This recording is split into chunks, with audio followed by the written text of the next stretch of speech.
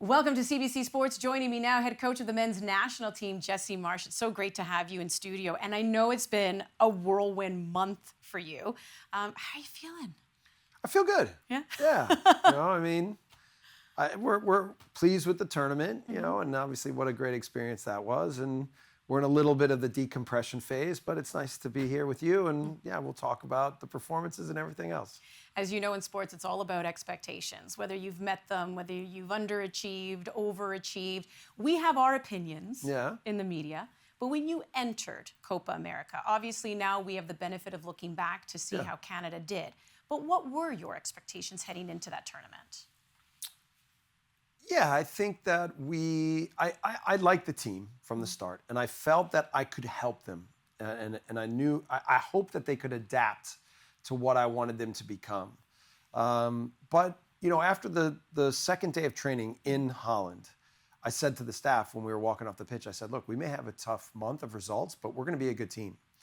Because at that time, when you looked at the run of games, I was like, we could go 0-5. Yeah. But I wasn't afraid of that because I was more focused on just trying to take the team on a development path where step by step we could start to implement the things that I knew were going to be important for us to be a good team. And the good news was that the players were intelligent, that they were able to see the rationale and the vision behind what I was trying to create. And I think they were excited about going after it in this way. And so, it meant that we were able to have some success, maybe much more success than any of us thought we could, but we still have a long way to go, that's for sure. How did you think Alonso Davies did in that left back role where you kept him there? Because oftentimes with the national team, we've seen him move around left side, right side, further up. How did he embrace that role, in your opinion? Yeah. I think he knows that's his best position. He's willing to play in different spots and do whatever he needs to for the team. For me, I wanted to not put too much pressure on him, not to ask too much of him.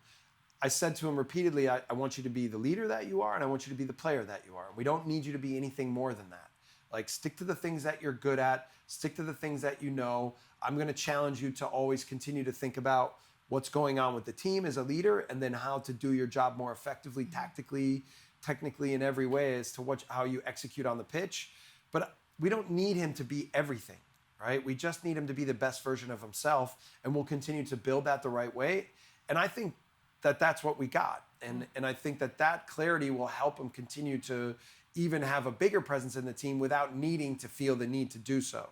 The big names on the team, fans obviously know them, some new names as well. You brought on board new names that you even gave some starting positions to here in Copa America. I know who stood out for me, but I want to know if there's anyone who surprised you. Surprised, no, but look, they almost all committed way beyond what I could have, my expectations. So like Jacob Schaffelberg, I felt strongly that he was going to be able to adapt quickly into what I wanted. And then I just needed to get to know him as a person to see what made him tick. Ishmael Kone, even though I took him out of the lineup in the middle of the tournament a little bit, I know how massively important he is for our team moving forward. And I thought the match he played against Uruguay was incredible. The two center backs, Bombito and Cornelius, I had been told when I took the job how bad we were defensively. And so even before I took the job, I started evaluating, okay, what do we have and what are the possibilities? And right away, I thought both of those two would be a big key for what we could accomplish in the future. But I could go down the board. I could, we already talked about Fonzie. I could talk about Max Crepeau. I could talk about Alistair, all the guys. Really, I think, could see the reasoning behind what I was trying to do with them, and because they could envision it, they were able to commit to it in a big way. Canada hasn't qualified for an Olympics, and we know that's an under-23 tournament since 1984. I don't know if that matters. Do you look at things like that? Because you want to target the young age group. You had mentioned, I want to see 17-year-olds, 18-year-olds. I guess how important is the CPL in that development, and how important is it to qualify for certain tournaments like the Olympics? No, all of it. Yes to all of it. Okay? And then, of course, when I took the job, I would ask about some of these players, some that we've already even spoken about. And I would say, okay, and how old is he? And they would go, oh, he's young. And I would say, how old? And they would go, oh, he's 25. And I would be like, No, that's not young. You know, and so for me, the best example of what is wrong with the sport in our country is that Moise Bambito never really was identified until 23 years old. Like, that can't be. If the next Moise Bambito at 15, we have to know exactly who he is, and we have to be able to challenge him to be a pro at 17, 18 years old, so that by the time he's 24, 25, he's playing at a top 10 club in the world, almost like Alonso Davies, right? And so we have to do a better job, I think, of working together, of identifying players, and of putting them through higher level challenges than what they've been put through up to this point. We've got to be able to accelerate paths. We've got to be able to challenge young players more. They've got to grow up faster. They got to understand what the highest demands are for the game at the highest levels. And we've got to be able to put them in those types of environments if we want them to be ready to perform at a faster rate. By the way, something very big is about to happen in the country, not exactly on this soil, but the Olympics. Yeah. And we have our eye on the Canadian women who are looking to defend their gold. They've been perennial contenders. What does it also mean to Canada Soccer Federation, just when you have one of the programs doing so well? Yeah. Well, look, I'm very aware of the success of the Canadian women's team.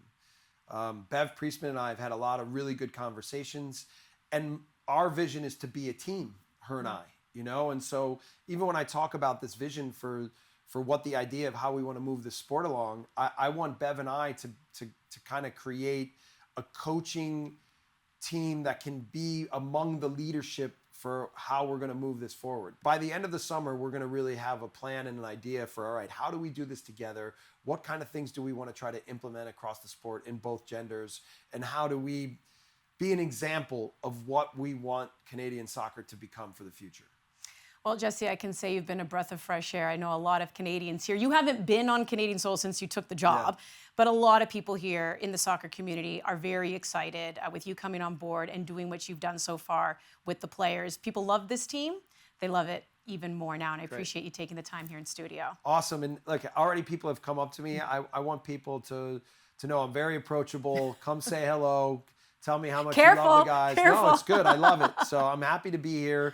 I'm staying as the Canadian coach. I said from the beginning, look, I could imagine doing this beyond 2026. Like, we have to talk to Kevin Blue about that later, but I'm really enjoying this. I'm thankful for all the support we've been given, and we're trying to do everything we can to give this team a real chance to inspire. It has been a great start so far. Thank Great. you. Thank you.